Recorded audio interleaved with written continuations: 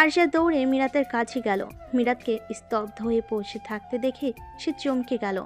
উঠোনের হলদে বাল্বের আলোয় মিরাতের মুখে কালির প্রলেপ দেখল সে। বক্ষ কেঁপে উঠল তার। সে এমন করুণ অবস্থায় মিরাতকে দেখে জড়িয়ে ধরে কেঁদে উঠল। আইহাত অগ্নি দৃষ্টিতে মহিলাগুলোর দিকে তাকালো। মহিলাগুলো মুখ কাচুমাচু করে দাঁড়িয়ে আছে। আইহাত মিরাতের দিকে এক পলক তাকালো। তার বুঝতে বাকি রইল না এখানে আসলে কি ঘটেছে। সে সাথে সাথে জল শক্ত হয়ে উঠল। সে বজ্র কণ্ঠে নিহালকে আদেশ করলো। নিহাল, এখনই পুলিশকে কল করবি। এসব আবর্জনাগুলোকে যেন এসে থানায় হিড় করে টানতে টানতে নিয়ে যায়। মহিলাগুলো অপরিচিত মানুষটির বাজগায়ে আওয়াজে ভয় ছিটিয়ে গেল। নিহাল দ্রুত ফোন বের করে কল করলো পুলিশকে। আহিয়াত ধীর পায়ে এগিয়ে গেল মিরাতের দিকে। তার কঠিন মুখ নরম হয়ে এলো। নিভে গেল রাগ। শান্ত মন মরতেই অশান্ত হয়ে উঠছে। মিরাত চুপ করে নির্জীব হয়ে বসে অশ্রুপাত করছে। আরিশা মিরাতকে ধরে কাঁদছে। আহিয়াত মিরাতের পাশে বসল। হলদেতে আলোয় কালো রঙের আড়ালে বিধ্বস্ত মেয়েলি অবই দেখে নিমিষে কেঁপে উঠল আহিয়াদের বক্ষস্থল।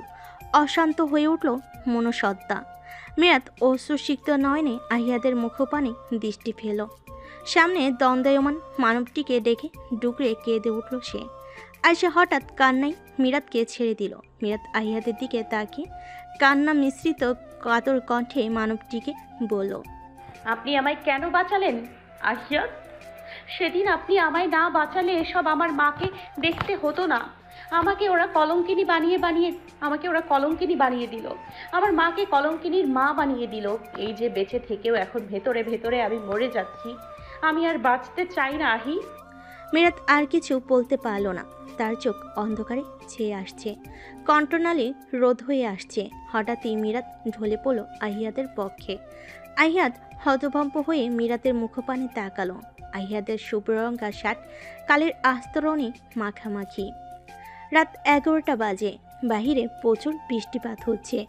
কিছুক্ষণ পরপর ভয়ঙ্করভাবে বজ্র গর্জে উঠছে। দমকা হাওয়া বইছে চারিপাশে। বাতাসে শস্যধ্বনি প্রতিধ্বনিত হচ্ছে। প্রকৃতি জুড়ে শীতল হাওয়ায় শীতের আভাস পাওয়া যাচ্ছে। আয়েশা ব্যস্ত ভঙ্গিতে নিজের রুমের জানালা আটকে পর্দা টেনে দিল। না হলে বাহিরের বৃষ্টির পানি রুমে ঢুকে পড়বে। এতে রুম জুড়ে বৃষ্টির পানি মাখামাখি হয়ে যাবে। আয়েশার রুমে ঘুমিয়ে আছে মিরাত। গলার নিচ অব্দি কম্বল টেনে দেওয়া, কি নিশ্চিন্তে ঘুমোচ্ছে।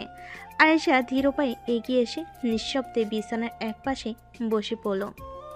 দৃষ্টি তার মিরাতের মুখশ্রীতে। মলিন শুকনো মুখ, চোখের নিচে না ঘুমানোর স্মৃতি সব ডার্ক সার্কেল স্থান পেয়েছে। গালার কপাল জুড়ে আঁচড়ের দাগ, অনেক জায়গায় রক্ত জমাট বেঁধে আছে। কি বিভৎস লাগছে দেখতে। আরিশার বক্ষ কেঁপে উঠল। তবে তার মনে জমে থাকা ক্রোধ অশিক্ষিত মহিলাগুলোর ওপর। একটা মেয়েকে কেউ এই অমানবিক নিষ্ঠুরতমভাবে নির্যাতন করে।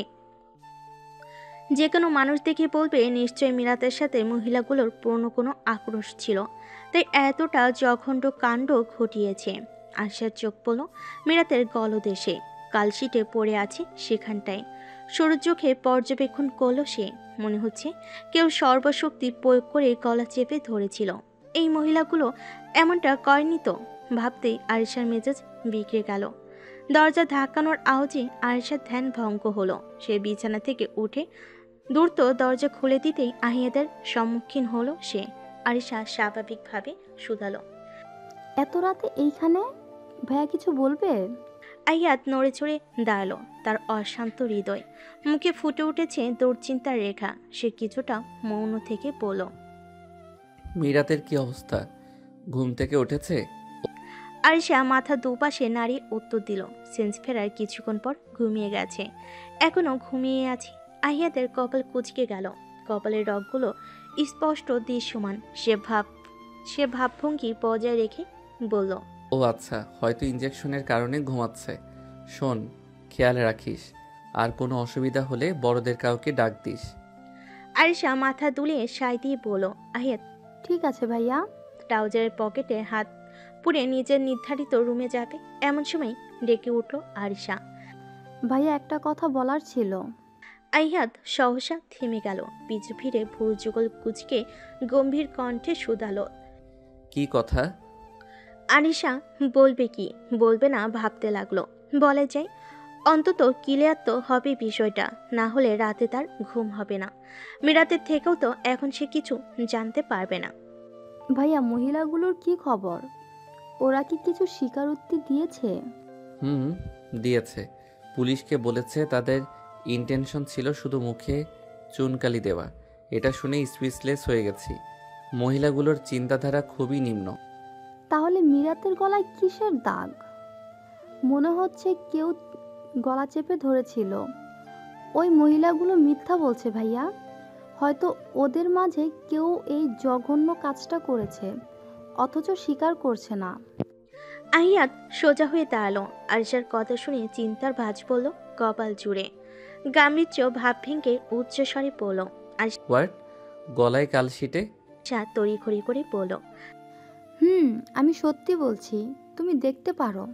আহিয়াত গম্ভীর মুখে আরিশার রুমে প্রবেশ করলো। তখনই সে চঞ্চল পায়ে এগিয়ে গেল বিছানার দিকে। আরিশাও পিছু পিছু ছুটল। আহিয়াত তন্দা আচ্ছন্ন মিরাতের মুখপানে দৃষ্টি ফেল। আঁচড়ের দাগগুলি দেখে সে দীর্ঘশ্বাস ফেলল। দৃষ্টি সরিয়ে একবার গলদেশে দেখল, গলায় কালশিটে পড়ে আছে। তীক্ষ্ণ দৃষ্টিতে স্থানটি দেখল। দেখে বোঝা যাচ্ছে কেউ সজোরে মিরাতের গলা চেপে ধরেছিল।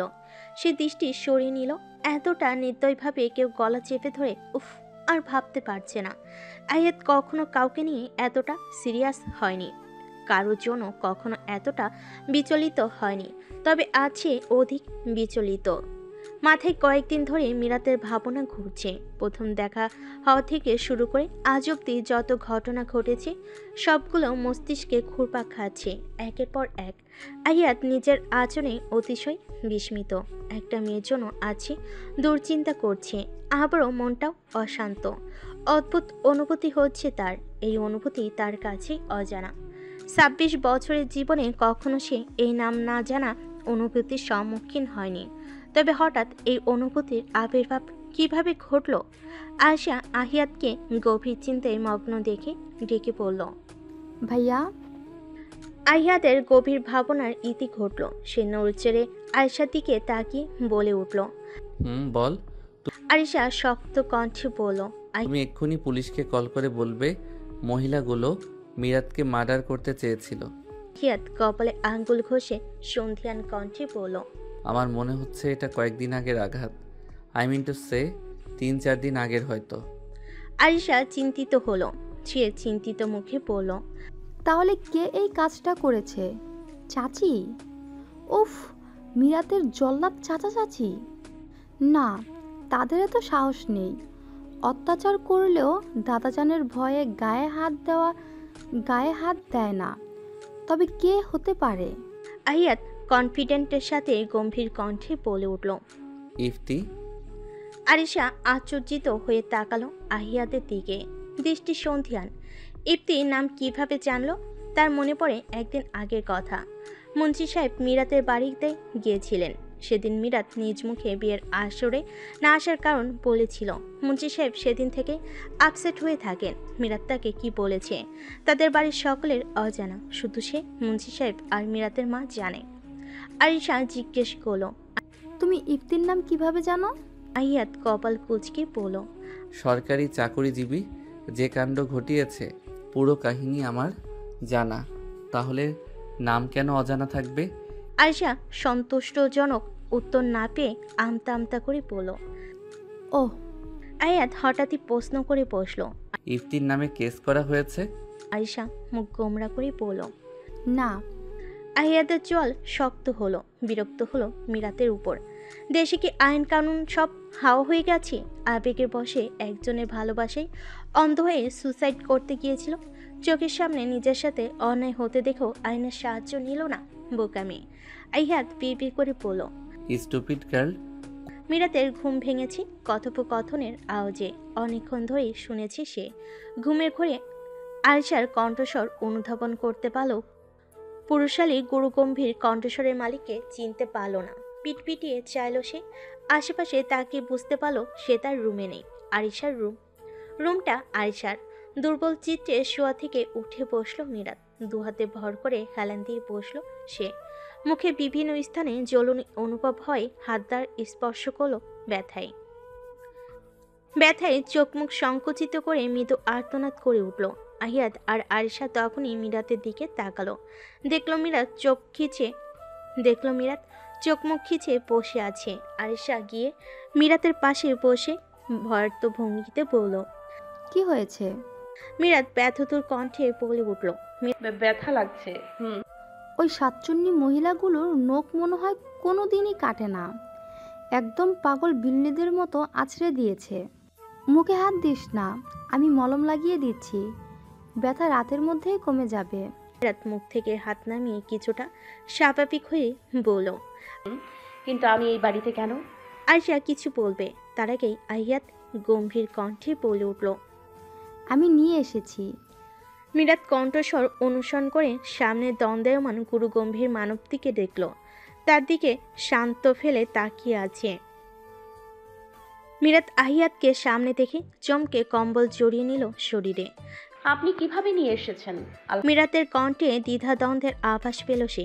হয়তো সংকোচ বোধ করছে, তবু সত্যটাই বলবে সে। আহিয়াত স্বাভাবিকভাবেই বলল। বলে তুলে নিয়ে এসেছি। মিরাত চোখ বড় করে আহিয়াতের দিকে তাকালো। স্তম্ভিত হয়ে গেছে সে। অস্বস্তি হচ্ছে তার, লজ্জাও লাগছে বটে। অচেনা একটা ছেলে কিনা তাকে কোলে তুলে নিয়ে এসেছে ভাবতেই গাল গরম হয়ে এলো। অস্বস্তিতে হাঁসফাঁস করতে লাগলো সে। মিরাত শব্দর্পণে চোখ নামিয়ে নিল লজ্জায়। অথচ আহিয়াত আর স্বাভাবিক এমন ভাব করে দাঁড়িয়ে আছে যেন কিছুই হয়নি। আহিয়াত মিরাতকে অস্বস্তিতে ফেলতে চাইল না আর। সে আরিশাকে উদ্দেশ্য করে বলল। তোর ফ্রেন্ডকে খাবার খাইয়ে ওষুধটা খেতে বলিস, ব্যথা কমে যাবে। ঠিক আছে। আহিয়াত আর এক মুহূর্ত দেরি করলো না, সেখানে দৌড়তে পায় আরিশার রুম থেকে প্রস্থান করলো। মিরাত চোখ উঁচিয়ে এক পলক আহিয়াতের দিকে তাকালো। আহিয়াত নিজ রুমে প্রবেশ করে দরজা আটকে দিল। রুমের লাইট অন করে ট্রাউজারের পকেট হতে ফোনটা ছুঁড়ে ফেলল বিছানায়। সে এগিয়ে বিছানার বাম পাশে বসলো মাথা নিচু করে। মন মেজাজ কোনোটাই ভালো নেই। বিরক্ত দুশ্চিন্তা মিলে মাথা হ্যাং হয়ে যাচ্ছে। বক্ষ মাঝে অশান্ত হাওয়া বইছে। বারবার আজকের সন্ধ্যার ঘটনার কথা মনে পড়ছে। মনে পড়তেই মহিলাগুলোর উপর ক্ষিপ্ত হয়ে যাচ্ছে সে। কল পেজে চলেছে তার। আহিয়াত বিরক্তির সহিত ফোনের স্ক্রিনের দিকে তাকালো। জেনির নাম দেখে বিরক্তির মাত্রা বাড়ল। সে কল রিসিভ করলো না। বেশ কয়েকবার কল আসে, ফোন সাইলেন্ট করলো সে। আহিয়াত উঠে দাঁড়ালো। ডিভাইনের পাশে থাকা গিটারটা হাতে তুলে নিল সে। বৃষ্টিস্নাত রাতে মন ভালো করার জন্য গিটার আর গান একদম পারফেক্ট। তখনই চোখ পড়ল ডিভাইনের উপর অযত্নে পড়ে থাকা সাদা শার্টের দিকে। শুধু সাদা শার্ট নয়, কারণ মুখের কলঙ্কের দাগ লেপটে আছে তার শার্ট জুড়ে। কাউকে ভালোবেসে ঠকলে বুঝি এই মেয়েকে এইভাবেই চরম অপমানিত হতে হয়। ভাবতেই তার ছেলের হাসি হাসলো আহিয়াত। সে গিটার রেখে শার্টটা নিয়ে দুহাতে মেলে সামনে ধরল। কালো রঙে চোখ বুলিয়ে নিল একবার। চক্ষুপটে ভেসে উঠল মিরাতের কাতর কণ্ঠে বলা কথাগুলো। মেয়েটা কথা সম্পূর্ণ করার আগে লুটিয়ে পড়েছিল তার বক্ষে। একটা আফসোস তার রয়ে যাবে। একটু আগে কেন তারা পৌঁছালো না মিরাতের বাড়িতে? তাহলে তো এত কিছু হতো না। কিছুটা সময় পর শার্টটা গুছিয়ে কাবাটের এক কোণায় রেখে দিল আহিয়াত। লম্বা শ্বাস টেনে গিটার হাতে বিছানায় বসে পড়ল। কেউ কি জানে এ অবশ চোখে কত কাল আর ঘুম হয় না? কেউ কি জানে এ নীরবতা বহুদিন হলো আলো দেখে না? কেউ কি জানে এ শহর জুড়ে কত কান্না আজ করে হাহাকার? বৃষ্টিস্নাত রাত। ধরণীতে ঝিরিঝিরি বৃষ্টির শব্দ ভেসে আসছে। মৃদু বাতাস বইছে চারিদিকে। বৃষ্টির ঝড়ো হাওয়া কমে এসেছে অনেকটাই। বজ্রের শব্দ তেমন শোনা যাচ্ছে না। ধরণী তো ভয়াবহ রূপ থেকে শান্ত হয়ে এসেছে। নিকষ কালো অন্ধকারচ্ছন্ন রুম, মৃদু টেবিল ল্যাম্পের আলোয় আবছা দৃশ্যমান বিছানায় চারিপাশ। আহিয়াত বিছানায় হেলান দিয়ে বসে আছে। তার দুহাতের মধ্যখানে স্থান পেয়েছে প্রিয় গিটারটি। এক হাতে ধরে আরেক হাতের আঙ্গুলের ছোঁয়ায় মনোমুগ্ধকর গিটারের ধ্বনি থেমে থেমে বেজে উঠছে। একই সাথে আহিয়াত চোখ বন্ধ করে তাল মিলিয়ে গান গাইছে। মনকে শান্ত করার জন্য গান ছাড়া আর কোনো কিছু মাথায় আসেনি তার। আহিদ, ওপেন দ্য ডোর। আমার কথা শুনতে পাচ্ছ? দরজার বাহিরে জেনির কণ্ঠস্বর শোনা যাচ্ছে। বেশ কয়েকবার ইতিমধ্যেই ডেকেছে। একটু পর পর দরজায় নক করছে। আহিয়াতের কর্ণকুহরে জেনির কণ্ঠস্বর পৌঁছেছে বেশ কয়েকবার। আহিয়াতের মুহূর্তে গান থেমে গেল। জেনির হঠাৎ আগমনে বিরক্তিতে কপাল কুঁচকে গেল তার। অনেকটাই ক্ষুব্ধ হলো সে। চল শক্ত হয়ে এলো আহিয়াদের। হাতে থাকা গিটারটি বিছানার উপর রেখে টি শার্ট টেনে দরজার দিকে এগিয়ে গেল সে। লাইট অন করে দরজা খুলে দিল। সামনে জেনিকে দেখে বিরক্তির মাত্রা বাড়ল তার। জেনি আহিয়াতকে দরজা খুলতে দেখে মনে মনে খুশি হলো। মুখ জুড়ে খুশি রেখা ফুটে উঠেছে। চোখের সামনে লম্বাটে সুদর্শন গম্ভীর মানুষটিকে দেখে বেসামাল হয়ে উঠল তার মন। নিজেকে দ্রুত সামলে নিল। সে তো ভেবেছিল দরজা হয়তো খুলবে না। আহিয়াত সরু দৃষ্টিকে জেনিকে অবলোকন করে গম্ভীর কণ্ঠে শুধালো, এত রাতে এখানে কেন এসেছো তুমি? জেনির মুখ শুকিয়ে এলো। সে বুঝতে পারল এত রাতে হয়তো আহিয়াত তাকে দেখে একদম খুশি হয়নি। সে শুকনো মুখে বলল, আসলে আমার ঘুম আসছিল না। আহিয়াত ভুরু কুঁচকে বলল, যে তো এখানে কেন এসেছো? আমার জানা মতে তো আমি ঘুমের ওষুধ সাপ্লাই দেই না যে সেটা নিতে আসবে। জেনি কিছুটা অস্বস্তিতে পড়ে গেল। সে আমতা আমতা করে বলল, তখন তোমায় কল করেছিলাম, আমার কল রিসিভ করনি। ভেবেছিলাম হয়তো তুমি ঘুমিয়ে পড়েছিলে, কিন্তু তোমার গান শুনে চলে আসলাম। আমার ঘুম আসছিল না, ভাবলাম তোমার রুমে বসে গান শোনা যায়। আহিয়াত গম্ভীর কণ্ঠে বলল, তোমার রুমে বসে শুনতে পারতে, এখানে আসার দরকার ছিল না। অযথা এসে আমায় ডিস্টার্ব করলে তুমি। জেনির ফুরফুরি মেজাজ বিগড়ে গেল তখনই। ভালো লাগা নিমেষেই মন থেকে বিদায় নিয়েছে। তীক্ষ্ণ মেজাজে সে বলে উঠল, তুমি আমায় অপমান করছো আহিদ। আহিয়াত ভ্রুক্ষেপহীনভাবে বলল, অপমান কোথায় করলাম? আমি তো নর্মালি কথাটা বলেছি, তুমি না বুঝে গায়ে লাগাচ্ছ। বুঝলাম তুমি আমায় ইগনোর করছো, আমি ভালোভাবেই বুঝতে পারছি। এমনটা কেন করছো বলো? তোমায় আমি পাত্তা দিলাম কবে বলো তো? আমার তো মনে পড়ছে না। পাত্তা দিলে তো ইগনোর করার কথা আসতো, তাই না? জেনির মুখ অপমানে থমথমে হয়ে গেল। ক্রোধ মিশ্রিত চোখে তাকিয়ে আছে আহিয়াতের দিকে। মনে মনে অনেক ক্ষিপ্ত হয়েছে সে। তুমি বোধহয় ভুলে যাচ্ছ আমাদের সম্পর্কটা কি। আহিয়াত তাচ্ছিলের হাসি হাসল। সম্পর্কের কথাটা শুনে তার কাছে হাস্যকর মনে হয়েছে। যে মেয়ে নিজের সম্পর্কের মূল্য দিতে জানে না, সে আবার সম্পর্কের কথা মনে করাচ্ছে। জেনি আহিয়াতের হাসি দেখে অবাক হলো। সে ভেবে পেল না হাসার মতো কি বলেছে সে। সম্পর্ক? You mean relation? Am I right? Yes, আমাদের রিলেশনের কথা ভুলে যাচ্ছ তুমি। আগে তো আমায় ইগনোর করতে না, তবে এখন কেন করো? তোমার নিশ্চয়ই মনে আছে, আগে আমাদের সম্পর্ক ফ্রেন্ডের মতো ছিল। তবে যেদিন থেকে তোমার আর তোমার ফ্যামিলির উদ্দেশ্যের কথা জেনেছি, সেদিন থেকে আমি তোমায় ফ্রেন্ডও ভাবি না, আর ভবিষ্যতে কিছু ভাবার প্রশ্ন আসে না। Got it? আহিয়াত শেষের কথাটা কাঠিন্যতার সাথে বলে উঠল। জেনি চমকে গেল। সে চোখ বড় বড় করে তাকালো সামনে দণ্ডায়মান মানুষটির দিকে। আহিয়াত আবারও তার সাথে রুড বিহেভ করছে। তার মানতে কষ্ট হচ্ছে, চোখ জ্বলছে তার। জেনি থেমে গেল। আহিয়াতের দিকে গুরু গম্ভীর মুখপানে এক পলক তাকিয়ে সে আবার বলল, তখন তো সকলের সামনে কিছু বলিনি, ভুলে যেও না আমি তোমার কি হই। শাট আপ জেনি, আবারও সেই সোকল বিয়ের কাহিনী শুরু করো না।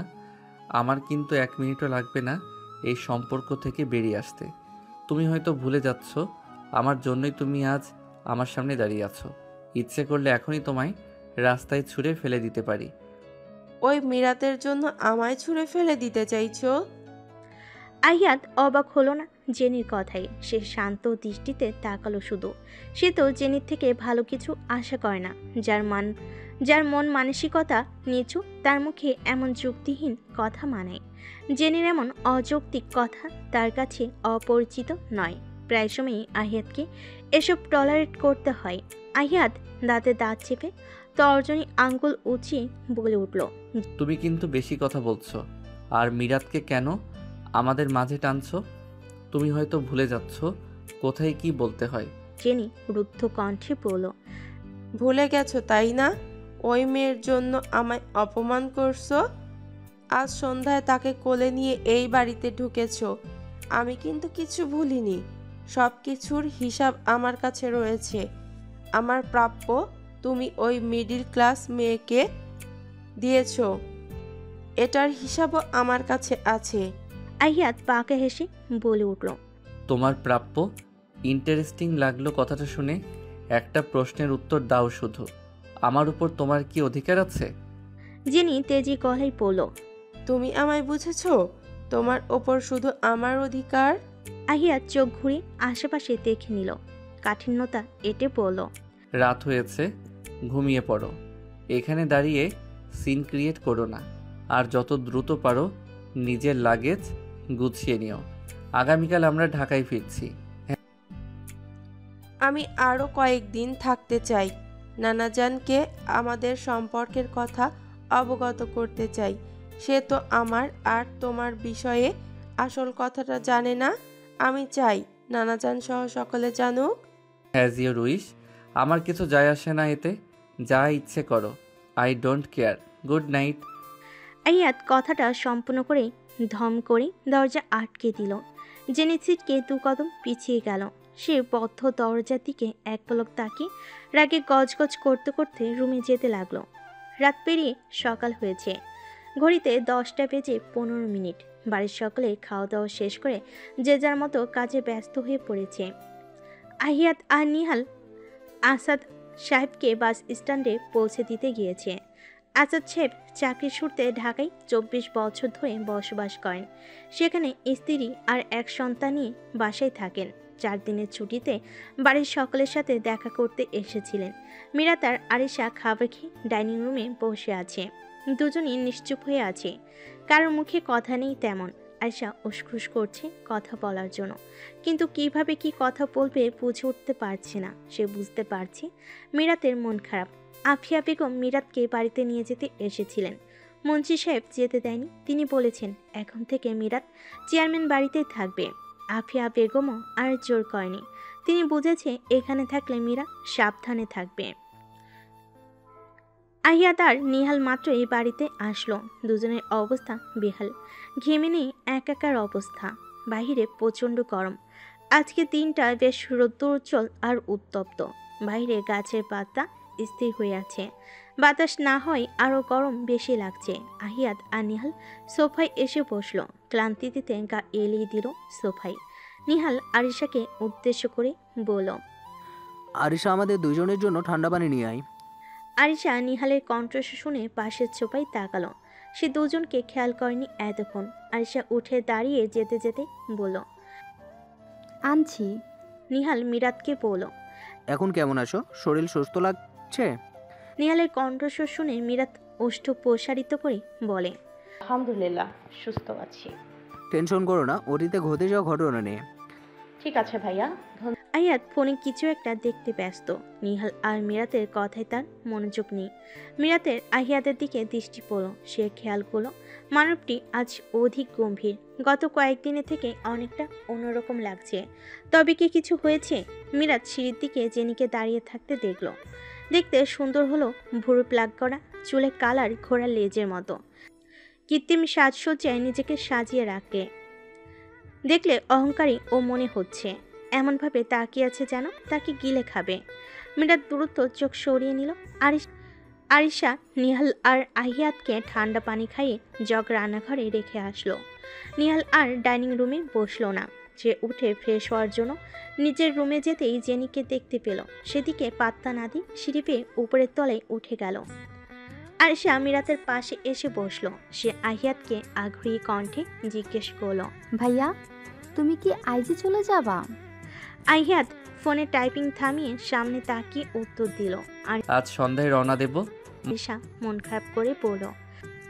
আর কয়েকটা দিন থেকে যাও প্লিজ। আহিয়াত শান্ত কণ্ঠে বলল। হুম, পসিবল নয়, দ্রুত ফিরতে হবে। ফাবিয়াকে নিয়ে আসলে কত মজা হতো, কিন্তু তুমি নিয়ে আসোনি। বেচারি আমায় কল করে তোমার নামে অভিযোগ জানিয়েছে। পরের বার নিয়ে আসবো। ফাবিহা আসেনি তো কি হয়েছে? জেনি তো ছিল মজা করার জন্য। জেনি আপু সহজে কারোর সাথে মিশতে পারে না, পানও বোঝে না। দেখা গেল মজা করলাম আর সে রেগে বোমা হয়ে গেল। বুঝলাম। জেনি আর এক মুহূর্ত সেখানে দাঁড়ালো না। এসব দেখে তার সহ্য হচ্ছে না। কেন যে এই গ্রামে আহিয়াদের পিছু পিছু আসলো? ভাবতে ভাবতে দ্রুত পায়ে নিজের নির্ধারিত রুমে চলে গেল।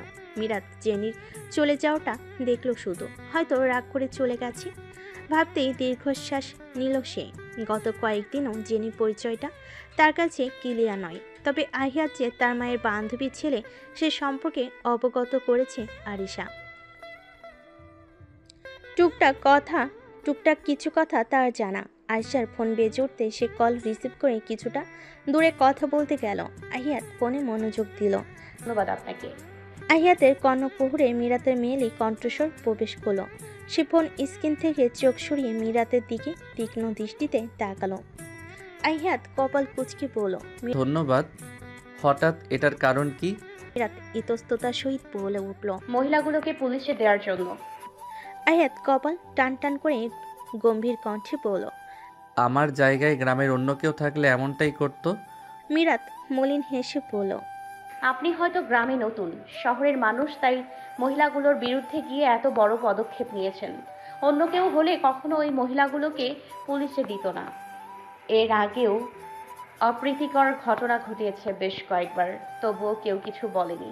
সকলেই ছিল নিশ্চুপ। আহিয়াত মিরাতের মলিন মুখশ্রীতে তাকালো। বুঝলো মিরাত এখনো স্বাভাবিক হতে পারেনি, ভেতরে ভেতরে ভয়ে আছে। আহিয়াত প্রতি উত্তরে বলল। মহিলাগুলো শাস্তি পাবে এটা জেনে রেখো, আর নিজেকে এমনভাবে তৈরি করো কেউ যেন আঘাত করতে না পারে। সাহসী হও, প্রতিবাদী হও, নিজেকে নতুনভাবে গড়ো। মিরাত আহিয়াতের কথাই অভিভূত হলো। সে এটা ভেবে অবাক হয়ে যায়, একজন অচেনা মানুষ হয়েও চেনা মানুষের ন্যায় উপদেশ দেয়। কথাগুলো মন ছুঁয়ে যাওয়ার মতো। মিরাতের মনে হলো আহিয়াত একজন পারফেক্ট মানুষ। জেনি মেয়েটার কপাল ভালো যে এমন একজন মানুষ পেয়েছে। আহিয়াত সোফা থেকে উঠে দাঁড়ালো। জামা কাপড় গোছগাছ করা লাগবে, যেহেতু আজ ঢাকায় যাওয়ার প্ল্যান, সেহেতু আর দেরি করে লাভ নেই। আহিয়াত রুমের দিকে যেতে লাগলো। এমন সময় মিরাত পেছন থেকে ডেকে উঠল। আপনি কি সত্যি আজ ঢাকায় চলে যাবেন? আহিয়াত পিছু ফিরে সরাসরি তীক্ষ্ণ দৃষ্টিতে মিরাতের দিকে তাকায়। মিরাত কৌতূহলী হয়ে আহিয়াতের দিকে তাকিয়ে আছে। দুজনের চোখাচোখি হতে মিরাত কৌতূহলী দৃষ্টিতয় ফিরে অন্যদিকে তাকায়।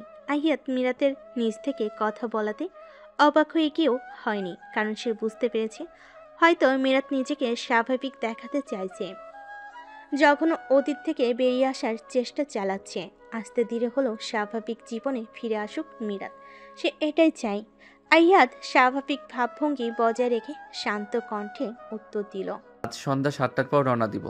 আহিয়াত আর কিছু বলে কথা বাড়ালো না, সে রুমের উদ্দেশ্যে পা বাড়ালো। মিরাত মলিন দৃষ্টিতে তাকিয়ে রইল সেই দিকে। রৌদ্রস্নাত দুপুর পেরিয়ে বিকেল হয়েছে। লালাপ আভায় ছেয়ে গেছে আকাশ। ধূসর কালো মেঘে ঢেকে যাচ্ছে পুরো আকাশ। গাছের পাতাগুলো নড়ে চড়ে উঠছে একটু পরপর। প্রকৃতির এমন বদলে যাওয়ার রূপ দেখে চিন্তিত হলো মিরাত। আজও কি তবে গতকালের মতো ঝড় উঠবে? বৃষ্টি হবে? হয়তো হবে।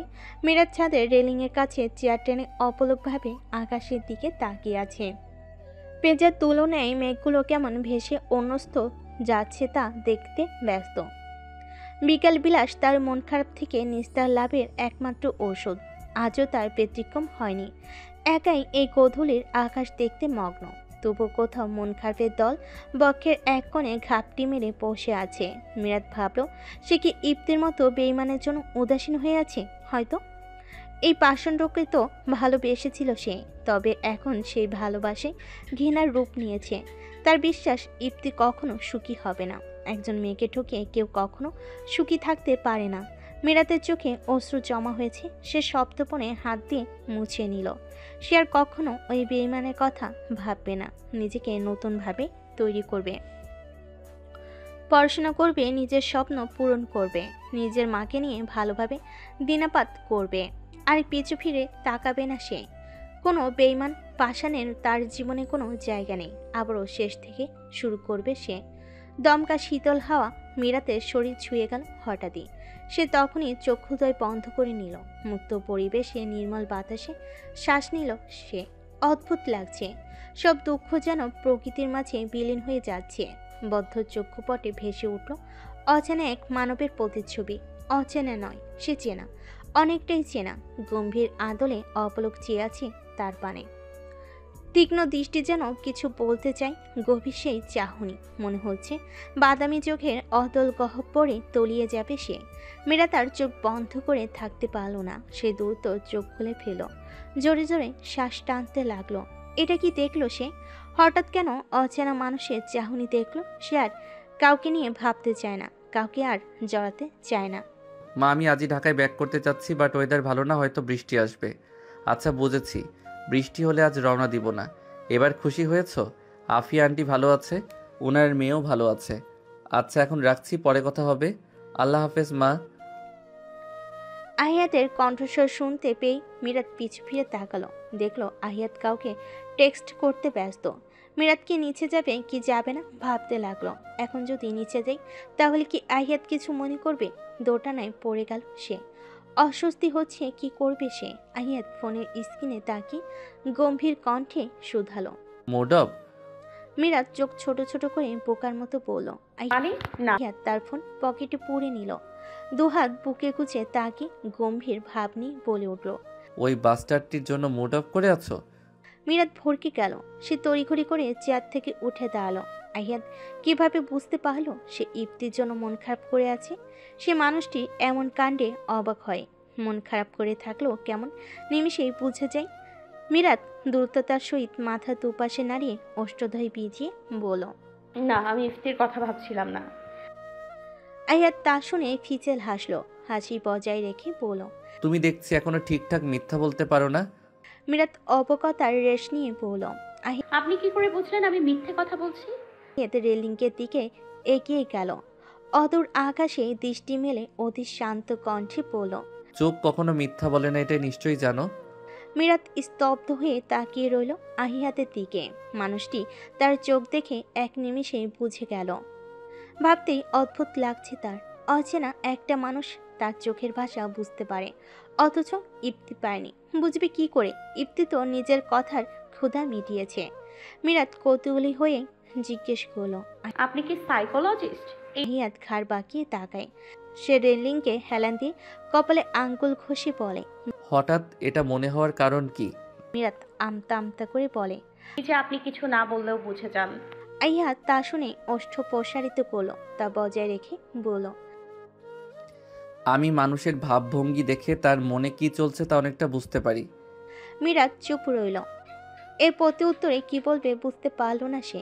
কিছু একটা মনে পড়তে সে উদ্গ্রীব হলো। প্রশ্নটা করবে কি করবে না ভাবতে লাগলো। আজই তো আহিয়াত চলে যাবে, আর কবে দেখা হবে তার জানা নেই। তাই প্রশ্নটা করে তার কাছে ভালো মনে হলো। একটা প্রশ্ন করতে পারি? কি জানতে চাও বলো। গতকাল রাতে আপনি গান গাইছিলেন না? মানে নিহাল ভাইয়া আমার জানা মতে গান গায় না। মাঝে মাঝে গান গাই। বৃষ্টি কমে যাওয়া আপনার গাওয়া ক্লান্ত শরীর গানটি শোনা যাচ্ছিল। মনে হচ্ছিল কোনো প্রফেশনাল সিঙ্গার গান গাচ্ছে। গানটা শুনে মন ভালো হয়ে গেছিল আমার। আমার মতে আপনি একজন চমৎকার সিঙ্গার। অল্প স্বল্প গান গাইতে পারি। অল্প স্বল্প নয়, আপনি অনেক সুন্দর গান গাইতে পারেন। আহিয়াত মিরাতের কথা শুনে মৃদু হাসে। মিরাতও হেসে ফেলল। আহিয়াত হঠাৎই বলে উঠল। এভাবেই সবসময় হাসি খুশি থাকবে, দেখবে লাইফটা ইজি হয়ে যাবে। মিরাত উপদেশ স্বরূপ নিল কথাটা। সে মাথা দুদিকে নাড়িয়ে ঠিক আছে বলল। আহিয়াতকে প্রথমে সে মন্দ ছেলে ভেবেছিল, অথচ তেমনটা নয়। ভাবতেই লজ্জা লাগছে। মানুষটি সম্পূর্ণ আলাদা ধরনের। এই কয়েকদিনে খারাপ আচরণ তার চোখে পড়েনি, কিন্তু সুন্দরগুলো তার মনে গেঁথে গেছে। মিরাতের ফোন বাজছে। সে খেয়াল করলো যে চেহারাটাই বসেছিল সেখানেই ফোনটা রেখেছে। আহিয়াতের ফোনে রিং বাজতেই কিছুটা দূরত্বে রাখা চেয়ারটির উপর রাখা ফোনের ওপর দৃষ্টি পড়ে। ফোনে স্ক্রিনে জল করে ভেসে উঠছে ইফতি নামটি। তা দেখে আহিয়াতের মুখ গম্ভীর হয়ে উঠল। সে চোখ ফিরে মিরাতের দিকে তাকালো, মূলত দেখতে চাচ্ছে মিরাতের প্রতিক্রিয়া কি। মিরাত 2 কদম এগিয়ে গিয়ে ফোন হাতে নেয়। তখনই কল কেটে যায়। আবারও পুনরায় কল আসতেই ইফতি নামটি ফোনের স্ক্রিনে দেখে বক্ষে ধপ করে ওঠে, তার হাত কাঁপতে শুরু করে, মুখ মলিন হয়ে আসে। আবারও বক্ষস্থলে পুরনো আঘাতের ক্ষত জেগে উঠছে। কল রিসিভ করবে কি করবে না ভাবতে লাগলো সে। এত কিছু ঘটিয়ে আবারও কল করেছে। ইফতু এখনো কেন পিছু ছাড়ছে না তার। আহিয়াত মিরাতের দুর্বল মনের অবস্থা বুঝে বলল, পিক আপ দ্য ফোন মিরাত, নিজেকে সামলে নাও, পরিস্থিতিকে মোকাবেলা করতে শেখো। দেখিয়ে দাও ওই বাস্টার্ডকে তুমি দুর্বল নও, তুমি স্ট্রং গার্ল। মিরাত চোখ তুলে অসহায় দৃষ্টিতে তাকাই আহিয়াতের দিকে। আহিয়াত চোখ দিয়ে ইশারা করে কল রিসিভ করার জন্য। মিরাত দীর্ঘশ্বাস টেনে নিজেকে স্বাভাবিক করে, তারপর কল রিসিভ করে। ফোনের অপর পাশ থেকে ভেসে আসে পুরুষালী কণ্ঠস্বর। কেমন আছো মিরাত? এতক্ষণ পর কল রিসিভ করলে কেন বলো তো? মিরাত খিচে যাও মেজাজ নিয়ে শক্ত গলায় বলল, আপনি আমায় কেন কল করেছেন? আরে এত রেগে যাচ্ছ কেন? আমি তো তোমার খোঁজ খবর নিতে কল করেছি, ওই যে আগে যেমনটা করতাম। আপনি বোধহয় ভুলে যাচ্ছেন আমাদের সম্পর্ক আগের মতো নেই। আপনার সাথে কথা বলতে ইচ্ছুক নই।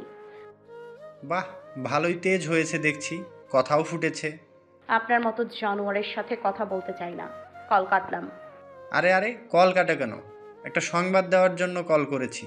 আমার মনে হলো তোমার জানা জরুরি, তাই বলার জন্য কল দিয়েছিলাম। মিরাত কল কাটতে গিয়েও কাটে না। সে ভাবলো কি সংবাদ হতে পারে। কি সংবাদ? আমার সামনের মাসে বিয়ে আমার গার্লফ্রেন্ডের সাথে। তো আমি কি করব? আপনি মরুন বা বিয়ে করুন, তাতে আমার কিছুই যায় আসে না এখন। আরে রাখছো কেন? এবার বলো, বিয়ে কবে করবে? নাকি বিয়ে না করার সিদ্ধান্ত নিয়েছো? আমি আর আমার গার্লফ্রেন্ড তো তোমার বিয়ে নিয়ে খুব এক্সাইটেড। আপনাকে বলতে বাধ্য নই আমি। আমার বিয়ে নিয়ে এত এক্সাইটেড হতে হবে না আপনার। আমায় এখনো ভালোবাসো সুইট হার্ট? তোমার মনে যে আমার জন্য অনুভূতি আছে তা তোমার কথাই বোঝা যাচ্ছে। তুমি চাইলে আমি তোমাকে... মিরাতের গা রাগে রিডি করে উঠল।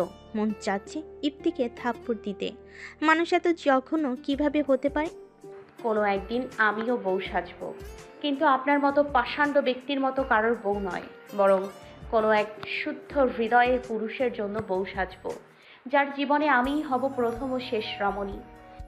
মিরাত কান হতে ফোন নামিয়ে কল কেটে দিল। ইফতির কথা শুনতে ইচ্ছে হলো না। বক্ষ কাঁপছে তার, ওষ্ঠচোরা তিত্তির করে কাঁপছে। নীরব ঝড় যেন মনের মধ্যখানে আশ্রে পড়ছে। ভাবতেই অবাক লাগছে, প্রথম ভালোবাসার পুরুষটি অন্য মেয়েকে বিয়ে করেছে। এটা তো হওয়ারই কথা ছিল, তবুও কষ্ট হচ্ছে। এতক্ষণ নিজেকে স্বাভাবিক রেখে কথা বলো, এখন সে ভেতর থেকে মুচড়ে পড়ছে। সবকিছু এলোমেলো লাগছে। গাল বেয়ে নোনা পানি বিন্দু গড়িয়ে পড়ছে। মিরাত ধপ করে বসে পড়ল। ফোনটা ছিটকে পড়ল কিছুটা দূরে। আহিয়াত মিরাতের এমন অবস্থা দেখে বিস্মিত হলো। সে সোজা হয়ে দাঁড়িয়ে বিচলিত ভঙ্গিতে বলল, মিরাত ঠিক আছো? মীরা অতি কষ্টে কাঁপা কাঁপা বিষণ্ণ কণ্ঠে বলল, ইফতি বিয়ে করছে। ও আমায় ধোঁকা দিয়ে সংসার বাঁধার স্বপ্ন দেখছে, আর আমি অপমান লাঞ্ছনা সহ্য করে ধুকে ধুকে মরছি।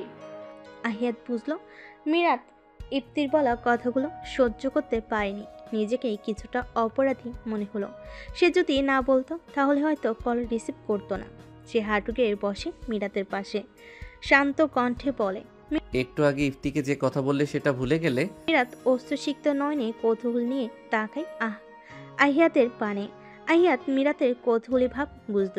সে বলল, তোমার জীবনেও শুদ্ধ পুরুষ আসবে মিরাত, যে তোমাকে ভালোবাসবে। তুমি হবে তার রাজ্যের রানী, কখনো ঠকাবে না সে। মিরাত মলিন হাসে, এমন কেউ আসবে জীবনে? আহিয়াত সেই হাসিতে অসম লুকানো ব্যথা কষ্ট দেখতে পায়। তার মন বিচলিত হয়ে উঠল। সে মিরাতের কন্দনরত মুখ থেকে দৃষ্টি সরিয়ে নিল। সন্ধ্যা 6টা বাজে। আহিয়াত ঢাকায় রওনা দেওয়ার জন্য রেডি হচ্ছে। জামা কাপড়, প্রয়োজনীয় জিনিসপত্র সব গোছানো শেষ। সে খবর পেয়েছে জেনেও রেডি হয়ে গেছে। আহিয়াত আয়নার সামনে দাঁড়িয়ে চুলগুলো জেল দ্বারা সেট করে নিল। এক হাতে ঘড়ি পরে কালো শার্টের হাতা ফোল্ড করলো সে। তারপর পারফিউম ইউজ করে রেখে দিল। আয়নায় নিজেকে পর্যবেক্ষণ করে বিছানার উপর থেকে ফোন হাতে নিয়ে পকেটে রেখে দিল। এরই মাঝে দরজায় নক করার শব্দ পেল সে। আহিত কিছুটা উচ্চ স্বরে বলে উঠল, কামিন। কিছু মুন্সি সাহেব পারমিশন পেয়ে দরজা ঠেলে ভিতরে ঢুকলেন। ধীর পায়ে এগিয়ে আসলেন আহিয়াদের কাছে। তিনি এসে হালকা হেসে বললেন, নানু ভাইকে আজ একটু বেশি হ্যান্ডসাম লাগছে। মেয়েরা তো লাইন লাগবে তোমার পেছনে। আহিয়াত কথার ধন শুনে হেসে বলে, তাই নাকি? দেখতে হবে না কার নাতি আমি? আমার নানু ছেনের নাতি আমি, তার মতোই তো হ্যান্ডসাম হব। মুন্সি সাহেব হেসে উঠলেন। আহিত গিটারটা ব্যাগে ঢুকাতে ঢুকাতে ব্যস্ত ভঙ্গিতে বলল, বলবেন নানাজান? মুন্সি সাহেব হাসি থামিয়ে মুখ গম্ভীর করলেন। কিছুটা চিন্তিত দেখালো তাকে। আহিয়াত কাজ শেষ করে তাকাতেই দেখতে পেল তার নানা জানের চিন্তিত মুখ। হয়তো কিছু নিয়ে দুশ্চিন্তা করছেন। আহিয়াত কিছুটা সামনে এসে স্বাভাবিকভাবে জানতে চাইল, কি হয়েছে নানাজান? আপনাকে চিন্তিত দেখাচ্ছে। মুন্সি সাহেব নাতির দিকে তাকিয়ে বলেন, তোমার সাথে জরুরি কথা ছিল নানু ভাই। অনেক আশা নিয়ে এসেছি। তুমি এই বৃদ্ধকে ফিরিয়ে দিও না নানু ভাই। আহিয়াত সরু চোখে তাকিয়ে বলল, নানাজান, এই বয়সে চিন্তা করবেন না, আমাকে বলুন কি হয়েছে। আমি ট্রাই করব সবটা ঠিক করার। মুন্সি সাহেব দ্বিধা নিয়ে আহিয়াতের দিকে তাকালো। কিভাবে বলবে কথাটা সে আহিয়াতকে? আহিয়াতও তার নানাজানের সামনে চিন্তিতগ্রস্ত হয়ে ডিভাইনের সম্মুখীন ভঙ্গিতে বসে আছে। দুজনের মধ্যে পিনপিনে নীরবতা বিরাজ করছে। কারোর মুখে তেমন কথা নেই। আহিয়াতও জোরাজোরি করেনি। তার তীক্ষ্ণ বুদ্ধিমত্তা বলছে হয়তো জরুরি কিছু বলতে এসেছে মুন্সি সাহেব। তবে কি বলতে এসেছে তা অনুধাবন করতে পারছে না। হয়তো সিরিয়াস কিছু কথা। মুন্সি সাহেবকে আজ ভীষণ দুশ্চিন্তাগ্রস্ত দেখাচ্ছে। তিনি আজ ভীষণ চিন্তিত। এই প্রথমবারের মতো কাউকে তার সিদ্ধান্ত চাপিয়ে দিতে চাইছে। নিজের সিদ্ধান্ত অন্যের উপর চাপিয়ে দেওয়া অন্যায়, কিন্তু এছাড়া আর উপায় নেই তার কাছে। এতে সকলের মঙ্গল। আহিয়াত হাতে থাকা ঘড়িতে সময় দেখে নিল 6:30 বাজে। বৃষ্টি হওয়ার সম্ভাবনা এখন নেই, কিন্তু আকাশ ভীষণ মেঘাচ্ছন্ন। হয়তো রাতে মুষলধারে বৃষ্টি নামবে। সে আর দেরি করতে চাইল না, এখনই বেরোতে হবে, না হলে বৃষ্টিতে আটকে যাবে। আহিয়াত ব্যতিব্যস্ত ভঙ্গিতে বলে উঠল, নানাজান, আমার এখনই বেরোতে হবে। আবহাওয়া ভালো নয়, হয়তো রাতে বৃষ্টি হবে। মুন্সি সাহেব নীরবতা ভেঙে নাতির দিকে তাকিয়ে বলেন, আমার কথা শোনার সময় তো হবে, তাই না নানু ভাই? আহিয়াত অপ্রস্তুত হয়ে মৃদু হেসে বলল, আপনার কথা শোনার জন্য আমি সবসময় রেডি হ্যান্ডসাম। এবার দ্রুত বলে ফেলুন। মুন্সি সাহেব খুশি হন। আহিয়াতের কাঁধে হাত দিয়ে বলেন, আমার বয়স শেষ হয়েছে, তাই হয়তো কিছুদিন বাঁচব। লাঠি আর চশমা ছাড়া আমি অচল। মরার আগে তোমার কাছে আমি একটা জিনিস চাই নানু ভাই। শেষ বয়সে এটা আমার আবদার বলতে পারো। আমার আবদার রাখবে তো? আহিয়াতের মুখ গম্ভীর হয়ে উঠল। সে বলল, আজ হঠাৎ এসব কথা কেন বলছেন? এগুলো একদম যেন আপনার মুখে আর কখনো না শুনি। আপনি যা চান আমায় একবার বলুন। যদি আবদার পূরণ করার সামর্থ্য থাকে অবশ্যই তা পূরণ করব। মুন্সি সাহেব এ কথায় সন্তুষ্ট হলেন। তিনি তো এমন উত্তরই শুনতে চেয়েছিলেন। তিনি বললেন, আমি চাই তুমি মিরাতকে বিয়ে করো। আহিয়াত বিস্ফোরিত নয়নে মুন্সি সাহেবের দিকে তাকালো। সে বসা থেকে তৎক্ষণাৎ উঠে দাঁড়ায়। স্তম্ভিত হয়ে আছে সে। নানাজান তাকে এটা কি বলল? মিরাতকে বিয়ে? এটা কিভাবে সম্ভব? এসব ভাবনা যেন তার কাছে কল্পনা অতীত।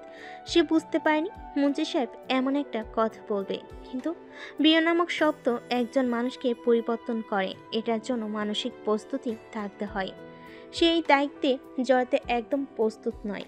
মুন্সি সাহেব আহিয়াতের ভাবভঙ্গি দেখে বলেন, তুমি কি আমার আবদার রাখতে পারবে? সরাসরি উত্তর দাও। আহিয়াত নিজেকে সামলে একটু ভেবে শান্ত কণ্ঠে বলে, বিয়ে নামক বড় দায়িত্ব নিতে আমি প্রস্তুত নই নানাজান। মিরাতের সাথে আমার পরিচয় অল্প দিনের, তেমন কথাবার্তা হয়নি। সে আমার কাছে একজন অচেনা মেয়ে। তাকে কিভাবে আমি আমার লাইফের সাথে জড়াবো? আমার কথা না হয় বাদ দিলাম। আপনি দেখেছেন মিরাতের মেন্টাল কন্ডিশন, সে বিয়ের ওই ঘটনার জন্য স্বাভাবিক হতে পারছে না, এখনও ট্রমায় আছে। সে কিভাবে আবারও এত দ্রুত বিয়ে নামক সম্পর্কে জড়াবে?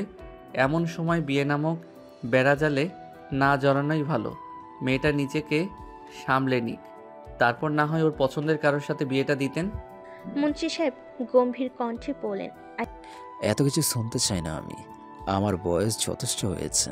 আমি ভেবেচিন্তে তোমাদের বিয়ের সিদ্ধান্ত নিয়েছি। আমার মনে হয়েছে মিরাতের জন্য তুমি পারফেক্ট। তুমি ওকে আগলে রাখতে পারবে।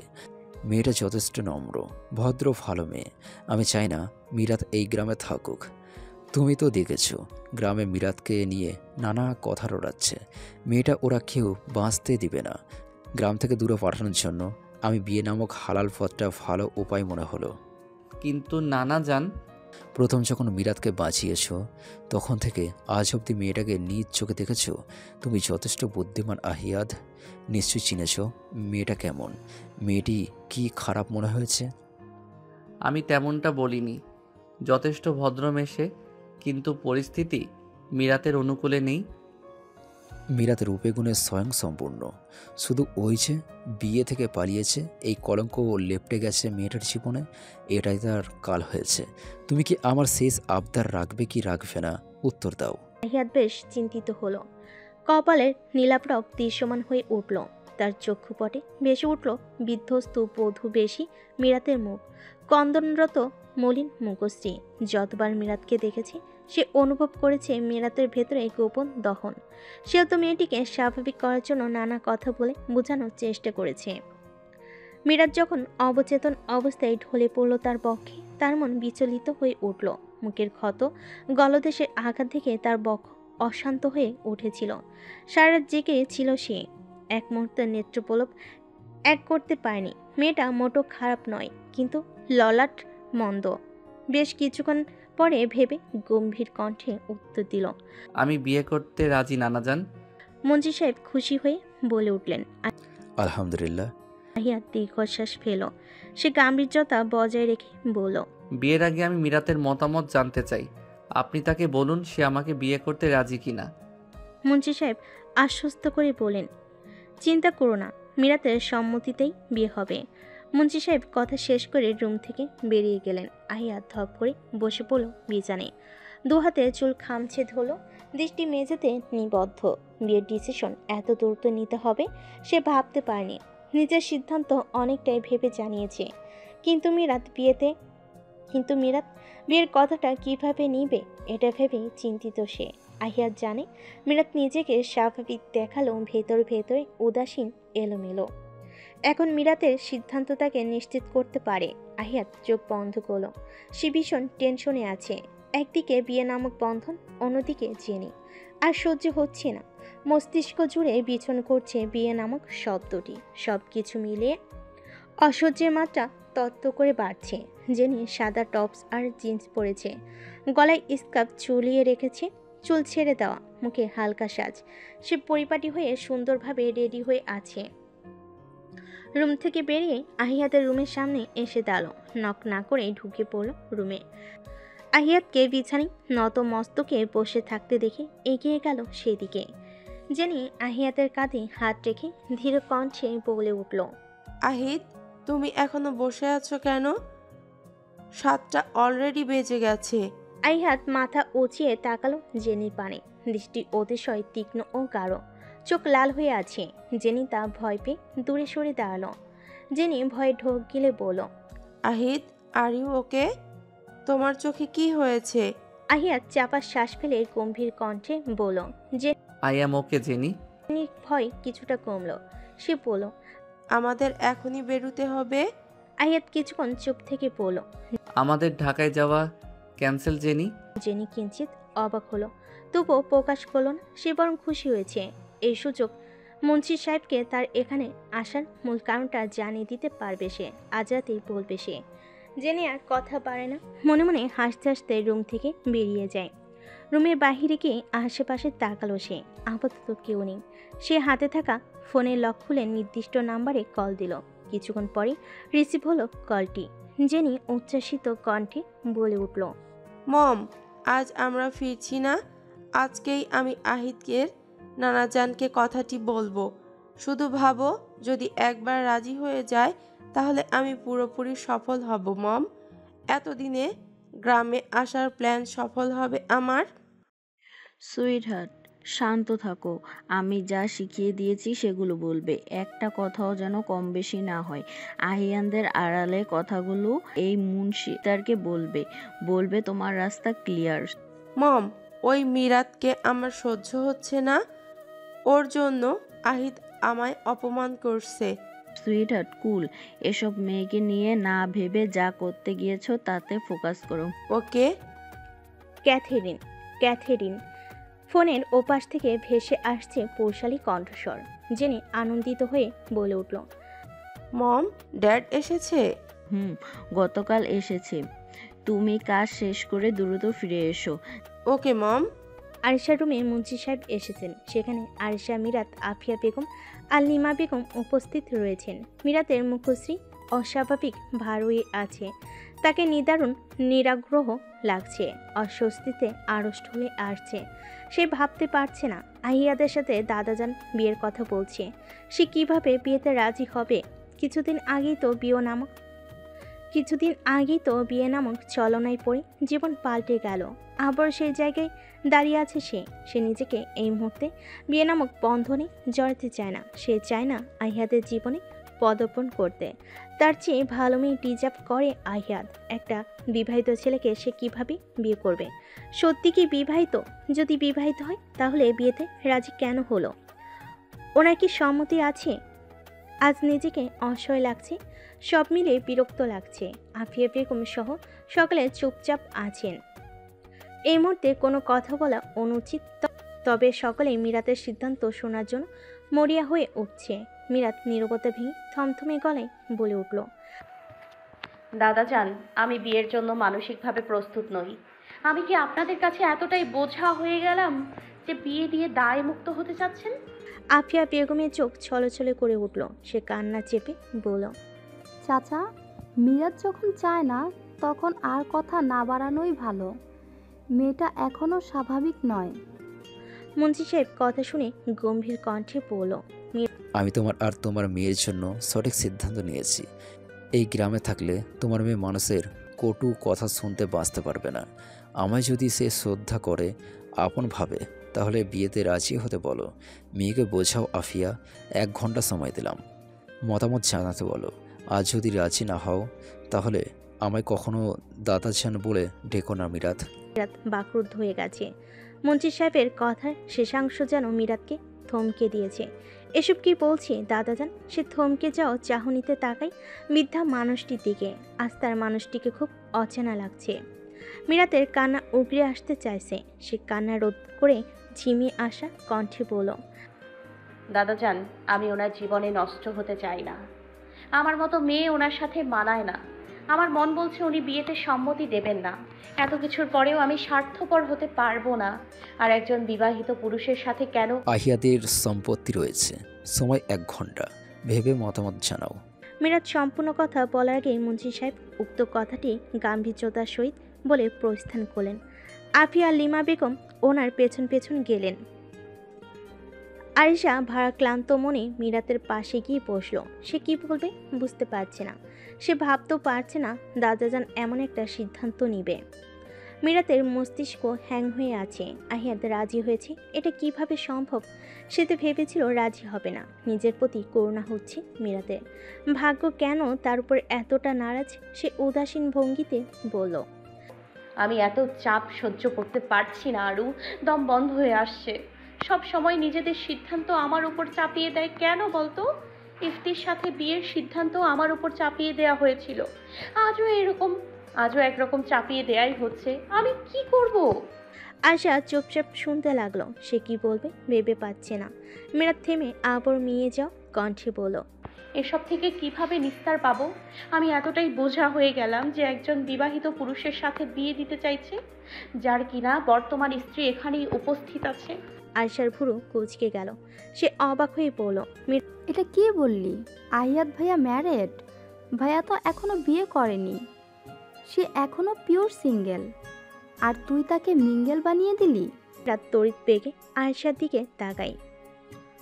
বিয়ে একটি সামাজিক এবং আইনি প্রতিষ্ঠান যা দুজন ব্যক্তির মধ্যে পছন্দ, বিশ্বাস ও পারস্পরিক দায়িত্বের ভিত্তিতে একটি সম্পর্ক গড়ে তোলে। এটি সাধারণত দু পরিবার বা সমাজের মধ্যে সম্পর্ক স্থাপনের একটি উপায় হিসেবে দেখা হয়। বিয়ে বিভিন্ন সংস্কৃতি, ধর্ম ও সমাজের মধ্যে বিভিন্ন রীতিনীতি ও নিয়ম অনুসারে পালিত হয়। রাত 12:25। লাল জামদানি পরে সোফায় বসে আছে মিরাত। মুখে হালকা কৃত্রিম প্রসাধনীর ছোঁয়া, হাত, গলা, কানে সোনার হালকা গহনা, মাথায় শাড়ির আঁচলে আবৃত। পাশে বসে আছে আহিয়াত, পরনে তখনকার পরিহিত কালো শার্ট প্যান্ট। তার ভাবভঙ্গি স্বাভাবিক থাকলেও মিরাতের মুখ থমথমে, হয়তো মনের বিরুদ্ধে গিয়ে রাজি হয়েছে। সামনে কাজী সাহেব বিবাহের প্রস্তুতিতে ব্যস্ত। বিয়েটা ঘরোয়াভাবে ছোট পরিসরে হবে, বাহিরের কাউকে এই কারণে জানানো হয়নি। বাড়ির সকলে উপস্থিত থাকলেও জেনি উপস্থিত নেই। আয়েশা জেনিকে ডাকতে রুমে গিয়ে দেখে জেনি তার মা বাবার সাথে কথা বলতে ব্যস্ত। সে এসে আহিয়াতকে কথাটা বলতে আহিয়াত জেনিকে বিয়ের কথাটা জানাতে আপাতত নিষেধ করেছে। কেন নিষেধ করেছে জানার ইচ্ছে থাকলেও জিজ্ঞেস করার সাহস হয়ে ওঠেনি আরিশার। আফিয়া বেগম একপাশে শাড়ির আঁচল গুজে দাঁড়িয়ে আছে। আজ খুশি হওয়ার কথা থাকলেও হতে পারছে না। মনে হচ্ছে মেয়েটাকে জোর করে গুছিয়ে দিচ্ছে আহিয়াতকে। সে জানে তার বান্ধবীর ছেলে আহিয়াত, যদি সুরমা আহিয়াতের মা বিয়েতে অসন্তুষ্ট হয় তবে তার মেয়ে যে সুখে থাকবে না। ছেলেটা কি তার মা বাবার সাথে বিয়ের কথা বলেছে? হয়তো না। মুন্সি সাহেব কাজী সাহেবের সাথে কথা বলছেন। আহিয়াত ঘাড় ঘুরিয়ে তাকায় মিরাতের দিকে। তার দৃষ্টি অতিশয় শান্ত চাহনিতে চেয়ে রইল নত মস্তকে বসে থাকা মিরাতের পানে। মেয়েটি অনুভূতিশূন্য অবস্থায় রয়েছে। তার অন্তরে বিষণ্ণ শূন্যতায় পরিপূর্ণ। চোখের দৃষ্টিতে কোনো উজ্জ্বলতা নেই, মুখ অবয়টা নিরুত্তাপ, হাসি রেখা চিন্তার ছাপ অনুপস্থিত। হৃদয়ের গভীরে কোনো অনুভূতির ঝংকার অবশিষ্ট নেই। প্রতিটি ঘটনা, প্রতিটি অনুভূতি তার থেকে খুব দূরে চলে গেছে। তার চলনে ও কথায় কোনো আগ্রহ বা উত্তেজনা নেই। মূর্তির মতো পাথর হয়ে গেছে, কেমন অনুভূতিহীন, নির্জীব দেখাচ্ছে মিরাতকে। আদিয়াত নীরবতা ভেঙে ধীর কণ্ঠে বলে উঠল, তোমার কি সম্মতি আছে বিয়েতে? যদি না থাকে বলতে পারো, আমি চাই না তোমার অসম্মতিতে বিয়েটা হোক। মিরাত অনুভূতিহীনভাবে তাকায় আহিয়াতের দিকে। সুদর্শন যুবককে দেখে তার মাঝে প্রতিক্রিয়া পরিলক্ষিত হলো না। নিরস প্রাণহীন চোখ ভিজে উঠল, কণ্ঠনালী হতে যেন বের হচ্ছে না। প্রেমের মোহনায় ডুবন্ত ফুলের ন্যায় তার অন্তর থেকে বিয়ের প্রস্তাব প্রতিধ্বনিত হলো। বিয়ে নামক শব্দটা তার কাছে কোনো কলঙ্ক মনে হচ্ছে। মিরাত অশ্রু আড়াল করে ভেজা কণ্ঠে বলল, আমি রাজি বিয়েতে, আমায় কেউ জোর করেনি। আহিয়াত মিরাতের কথাই বুঝলো, মুখে রাজি বলেও মন থেকে মেনে নিতে পারেনি। কাজী সাহেব বিয়ে পড়ানোর কার্যক্রম শুরু করতেই দুজনে দৃষ্টি ফিরিয়ে সোজা হয়ে বসল। নতুন জীবনে পদার্পণের মাধ্যমে হিসেবে দুজনে আইনে কারণ মেনে রেজিস্ট্রি পেপারে সাইন করে। প্রথমত আহিয়াত স্বাক্ষর করে, পরবর্তীতে মিরাত স্বাক্ষর করে। কিছুটা সময় পরে কবুল বলার মাধ্যমে বিয়ে সম্পন্ন হয় দুজনের। মিরাত বিয়ের সময়ে বেশি সময় নেয়নি কবুল বলতে। নির্জীব মানুষের ন্যায় 3 বার আওড়েছে শুধু। তখন শুধু চোখের কান্নিস পেয়ে নোনা জল গাল পেয়ে পড়েছে। বাড়ির সকলে মিরাতের এমন প্রতিক্রিয়া দেখে বেশ অবাক হয়েছে, কারণ মিরাত মূর্তি নেই, শুধু সম্মতি প্রদান করেছে। বিয়ের সকল কার্যক্রম শেষ হতেই কাজী সাহেব মিষ্টি মুখ করে সম্মানী নিয়ে নিজ গন্তব্যে রওনা দেন। আহিয়াত উঠে দাঁড়ায়। নিহাল এসে শুভকামনা জানায় প্রথমে, তারপর আফসার আর মন্ত্রী সাহেব আহিয়াতের সাথে কোলাকুলি করে অভিনন্দন জানায়। আফিয়া বেগম আর এক মুহূর্ত সেখানে দাঁড়ায় না, নিজের বাড়ির দিকে অগ্রসর হয়। আগামীকাল থেকে মেয়েটা আর তার কাছে থাকবে না ভাবতেই কান্না কণ্ঠনালী ভেদ করে উগরে বাহিরে আসতে চাইছে। লিমা বেগম মিরাতের মাথায় আদুরে হাত বুলিয়ে দিয়ে রান্নাঘরের দিকে গেলেন। আহিয়াত নিজের নির্ধারিত রুমের দিকে রওনা দিল। নববিবাহিত স্ত্রীর দিকে ইচ্ছাকৃতভাবে তাকালো না, আর কথাও বলল না। তার মস্তিষ্কে যেন দাপিয়ে বেড়াচ্ছে বিয়ে নামক দায়িত্বটি। মিরাত চোখ উঁচিয়ে অপলক চেয়ে রইল মানবটির দিকে। বিস্মিত হয়েছে সে, অদ্ভুত লাগছে তার। কিছুদিন আগেও যে মানুষটি অচেনা ছিল, আজ সেই মানুষটি তার অর্ধাঙ্গ। ভাবতেই বক্ষ হিমশীতল হয়ে উঠল। রন্ধ্রে রন্ধ্রে প্রবাহিত হচ্ছে নাম না জানা শিহরণ। নিকষ কালো অন্ধকারাচ্ছন্ন রাতের মাঝে উজ্জ্বল মালার ন্যায় চাঁদ দৃশ্যমান। কিছুক্ষণ আগেও আকাশটি মেঘে ছেয়েছিল, আবহাওয়াও শীতল। অন্ধকারাচ্ছন্ন রাতে মেঘাচ্ছন্ন আকাশে চাঁদের উপস্থিতি অদ্ভুত। আইহাত বেলকনিতে দাঁড়িয়ে আছে, দৃষ্টি তার আকাশের দিকে। কেমন উদাসীন, দুশ্চিন্তাগ্রস্ত সে চাহনি। বারবার একই কথা মনে আসছে। মিরাতকে কি কখনো মন থেকে সাদর গ্রহণ করতে পারবে সে, নাকি দায়িত্বের চাদরে সবটা জড়িয়ে যাবে? মিরাত কি শুধু তার দায়িত্ব হয়ে রইবে? সে তার জীবনে মিরাতকে স্বেচ্ছায় জড়িয়েছে। পবিত্র সম্পর্কের বাঁধন দৃঢ় হয়, এটা লোকমুখে প্রচারিত। সে আজ থেকে নতুন সম্পর্ক মানার পুরো চেষ্টা করবে। কিন্তু মিরাত কি সব কিছু মেনে নিতে পারবে? দরজা খোলার আওয়াজে আহিয়াতের ধ্যান ভঙ্গ হয়। সে বেলকনি থেকে পা বাড়ি রুমে আসে। সে রুমের মাঝে মিরাত আয়েশাকে দেখতে পায়। মিরাত অস্বস্তি আর সংকোচে আড়ষ্ট হয়ে আছে। আহিয়াত তীর্যক চাহনিতে সরাসরি বলে উঠল, এত রাতে এখানে কি করছিস আরিশা? আয়েশা অবাক হওয়ার ভান করে বলল, তোমার বউকে তোমার কাছে দিতে এসেছি।